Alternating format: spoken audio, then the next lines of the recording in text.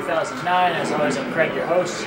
It's the first of 3 installments this week. We're going to have 2 installments talking about some Marvel books, and then 1 we're going to touch on some DC books and talk about some indie stuff. Big thanks to everybody who's watching the video blog. I know we've gone on to projectfanboy.com. I've seen the video blog showing up in plenty of different places across the internet. Thank you all for telling all your friends, or however it's getting out there, you know, whoever's spreading the word. Thank you, everyone. We're almost at 200 subscribers. It's very important to me for just being that, you know, just started as me standing in front of a wall talking and hoping people would watch. So it means a lot to me. Thanks, guys. That's awesome. Let's start with some Dark Reign. Dark Reign Elektra, right here. Zeb Wells and Clay Mann are on this book, and my goodness, this is a fun book already. I've got the variant cover, so I can't tell you how many issues there are. 5 issues. 5 issues. It's gonna be a lot of fun. Zeb Wells, obviously a really good writer. I've enjoyed his Spider-Man stuff. Clay Mann does some great artwork, especially this this variant cover here. Very nice.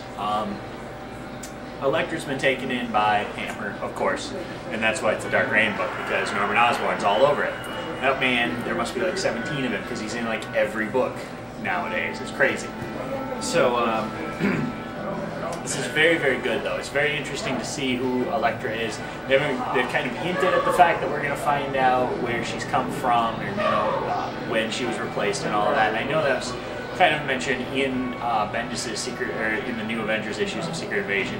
But still, besides that, very interesting stuff, like just awesome moments with Elektra doing badass things like she's supposed to.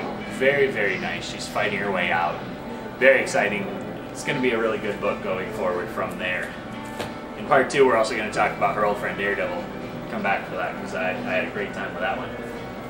Next up, Guardians of the Galaxy number 12.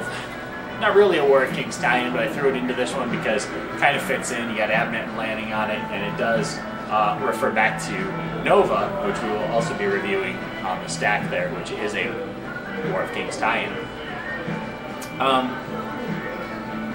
This, you know, I was very disappointed with number 11. Number 12 has come pretty quickly on the heels of number 11 and wrapped it up pretty nicely. This is a good 2-part story in the sense that it fits. It's about Moondragon and Phyla-Vell and Drax. But it's not what I signed up to read Guardians of the Galaxy about. Now look, I've got a collection of old Defenders, new Defenders, old, new Defenders, when they were Angel, Beast, Iceman, Moondragon, that Cloud guy, and Gargoyle, and they all lived in Angel's house. You know, that was good up till then, but if I wanted to read about Moon Knight or Moondragon and the Dragon of the Moon, I'd go back and read that. Like that's not, they're not they're not covering new ground here. They're just kind of rehashing old stuff, and it's just kind of a placeholder for a book that started out on such a frantic pace with just awesome characterization, crazy things going forward. This is really like screeched to a halt in the last 2 issues. So let's hope we get back to the team in number 13, because number 12 is passable. It's, you know, it's not a bad comic, but it's certainly not what this series has been. Back to Dark Reign, we've got New Avengers, number 51. The search is on. Apparently Doctor Strange is no longer the Sorcerer Supreme. I missed that development. But this is going to begin the search for who's going to be the replacement Sorcerer Supreme. We see a little bit with the Hood and Dormammu, and we see Doctor Strange interact with, what was his name, Wiccan from the Young Avengers. Good idea, you know, let's use the Young Avengers a little more. Obviously, keeping them aside is not what, you know, what's going to pay off, because Alan Heinberg's never coming back for him. So it's nice to see them reintegrated in the Marvel Universe here and there. I know we've seen them, you know, throughout Secret Invasion. It's really a nice moving forward to see him just kind of show up in a non-event book. Not just everybody's there, so the Young Avengers are drawn into the corner of the panel. You know, this is actually more like, you know, Doctor Strange seeks him out and talks to him. And he gets some really good characterization. As loyal viewer Nathaniel said, Bendis writes Bendis. You know, that's the dialogue. All of his characters talk the same, and you get some really cute dialogue with Spider-Man and the New Avengers, where the New Avengers confront Spider-Man about his secret identity. It's fun, it's nice, it's a Bendis book. If you hate Bendis, you won't like it, but if you like Bendis, you will like it. And it's a very interesting development to see where we go from here with the new Sorcerer Supreme story. So, solid stuff, as always, from Brian Michael Bendis. Oh, and Billy Tan's art has improved leaps and bounds since his Uncanny work. I keep saying that every time I see him improve, but yes, he's improved. It's still fun, very nice. A little Jim Lee-ish, but you know, it's welcome sometimes. Moving forward, Nova number 23. That does have the War Kings tag on it. The back page, or the cover, is kind of a spoiler actually for the internal. You think at first it's kind of a splash, but it's a spoiler for what happens towards the end.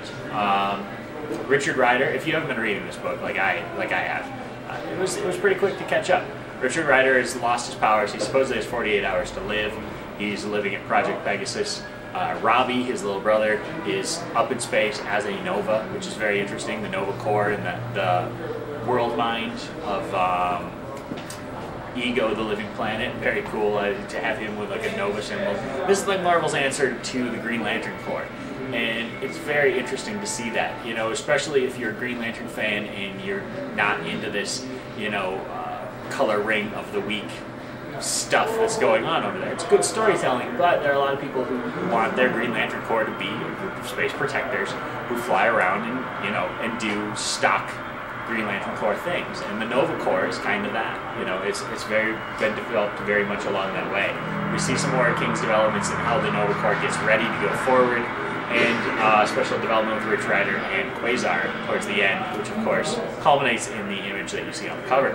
However, I was very happy. Abnett and Lanning, of course, they always write a great book, and Andrea DeVito draws really well, so it's a solid book. I went in expecting a solid book. I'm kind of, you know, sort of kicking myself that I've missed the first 22 issues of this series, but I promised myself I was going to go back and read all the Annihilation stuff, and I started a long time ago, and I've just never gotten there. But anyways, great stuff. And one other one that I put somewhere and now I can't find.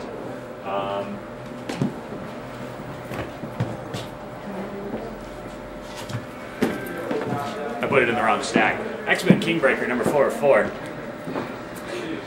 That was going to be the next episode, apparently. Chris Yost is writing again. We wrap up the Kingbreaker story kind of late. It's supposed to be the War of Kings now, you know? Where's War of Kings number 1? It's already out. This supposedly leads into War of Kings number 1, which it does. But we've already known what happened here. So it was kind of anticlimactic. It was a solid ending to the Kingbreaker series. I certainly would have never paid $3.99 for this. But, you know, it gets us to where we need to be. It's a satisfying wrap-up to what we already knew was happening in War of Kings number 1. So that's it for that book. Overall, some pretty good stuff from the Marvel Universe in the War of Kings and Dark Reign categories this week. Stay tuned for part 2 when we talk about the rest of the Marvel Universe. Thanks for watching.